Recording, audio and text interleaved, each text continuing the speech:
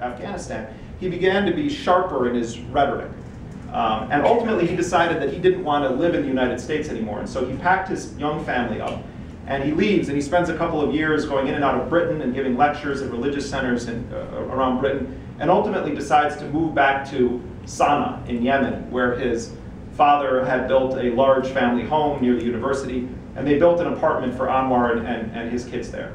And then the Abu Ghraib scandal happens, and al-Awlaki is recording these sermons, and they're becoming increasingly sharp in their condemnation of the US-fueled wars around the world, and he's becoming more and more radical. And then his sermons, which are being distributed around the world in CDs, some of them on the internet, start to pop up in a number of investigations into small terror plots that were foiled in Britain, in the United States, and elsewhere. And the US government became concerned that Anwar al-Awlaki has the potential to inspire lone wolf acts of terrorism or small groups of individual young Muslims to commit acts of terrorism in Western countries. And so he's, in a very real way, on their radar. And in 2006, Anwar al-Awlaki is arrested in Yemen on bogus charges of intervening in a tribal dispute.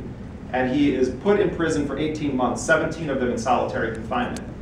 The FBI comes over to Yemen and interrogates al-Awlaki while he's in prison. And I reviewed al-Awlaki's prison writings, and I talk about this in the book. They're fascinating. He was given only a limited number of books. He wrote that he hated Shakespeare, thought Shakespeare was an imperialist and wanted nothing to do with Shakespeare. He loved Charles Dickens and would compare figures in the Yemeni or US government to Uriah Heep and other sort of epic figures.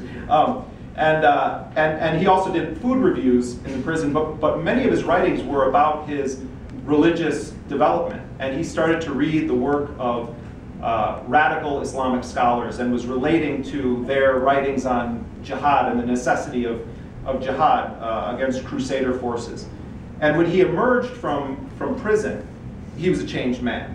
He was going down the path now to viewing himself at war with the United States, if not on an ideological level, perhaps even on an actual tactical level.